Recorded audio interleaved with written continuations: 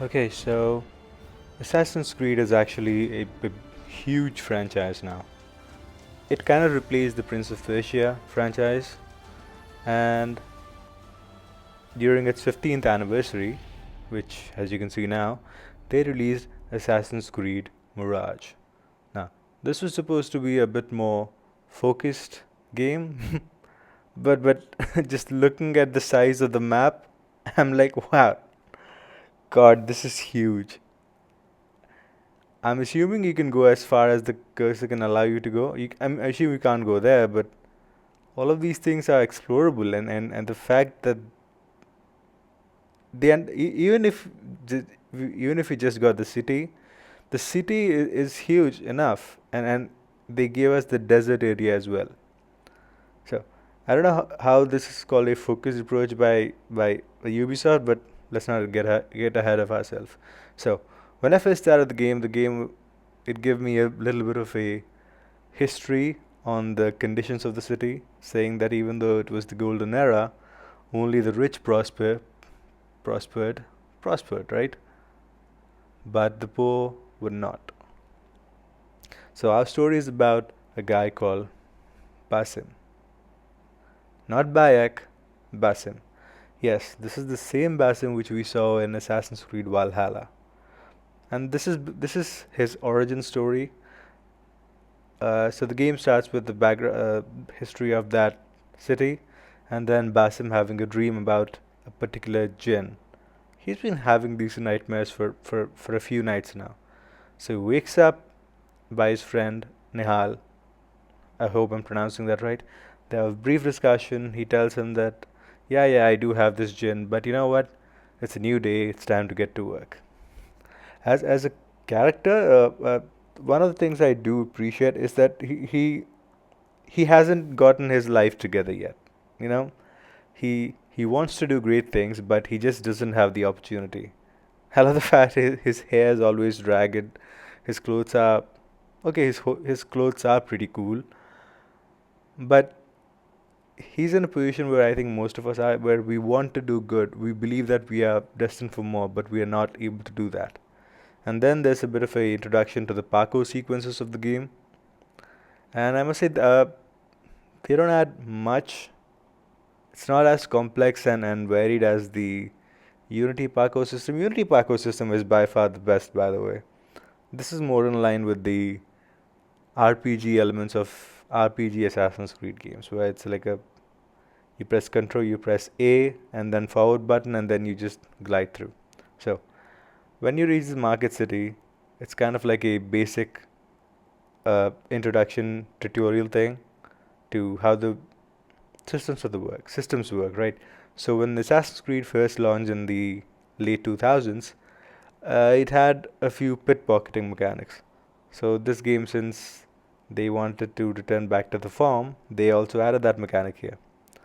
So you first learn to, so kind of Nihal in this tutorial is what that Nihal helps you pick the targets.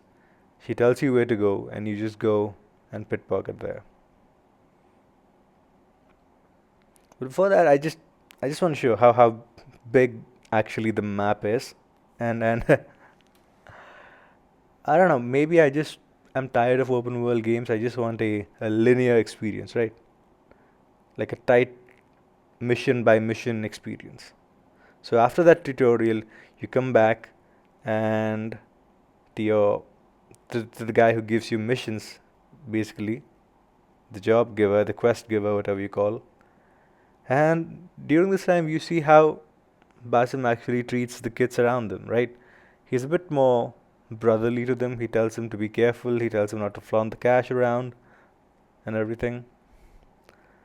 And then he goes back. He gets a mission and then decides to do it solo.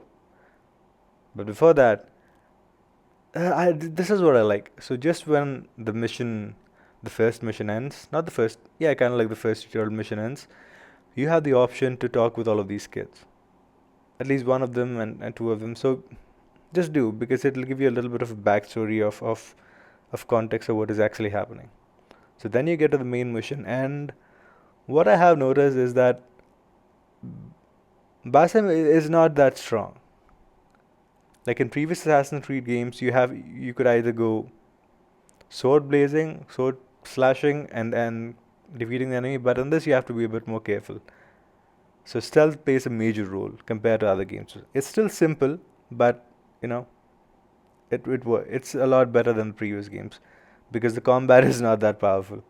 So you come back after the job, you request the assassin to hire you for a more better job because he believes he's gone past these petty jobs which he's being given. And then you have another conversation with the kid, which kind of complains that his mentor is being a bit too strict. Then Basim tells him that yes, he does, but he also has heart of gold, and he's just trying to protect you. But we will prank him later. So you you go with Nihal to find out to steal that, and you see the Order of the Ancients. I think they're called the Order. They're hiding some weird artifact. There's a little bit of stealth mission. You get the keys. As I said before, you have to be a little bit more stealthy than compared to previous games. You see the king of the place actually bowing down to them because he's scared. And finally, when you touch the medallion when he's away, it just glows because it's actually an ISO artifact. Now, if you don't know what an ISO artifact is, it's a completely whole lore thing. Is that there was this ancient civilization back in the day, and that led to the things right now. So he gets caught, drops the disc amulet kind of thing. They ensures a fight, but Basim is about to get killed, and Nihal saves him. So he runs back to his hideout after a bit of a chase sequence, which is surprisingly long. So he goes to his hideout and decides to take a rest. Like nothing. And he does. So he's a bit scared, obviously, because a man was just unalived in front of him, and his actions kind of led to that, even though not directly. He's a bit he feels a bit guilty. He's a bit conflicted. He tries to use the desk. He throws it away. And the next day, Nihal comes and he's like, you just unalive the guy. And Nihal is like, I was just trying to save you. I was just trying to save us. But what unintentionally happened was all of the kids which you just saw earlier, all of them were caught by guards and unalived. Yes, all of the kids, all of his entire thing, unalived. So this kind of pushes Basim to go into becoming an assassin. That's the basic gist of the story. So, thank you for watching.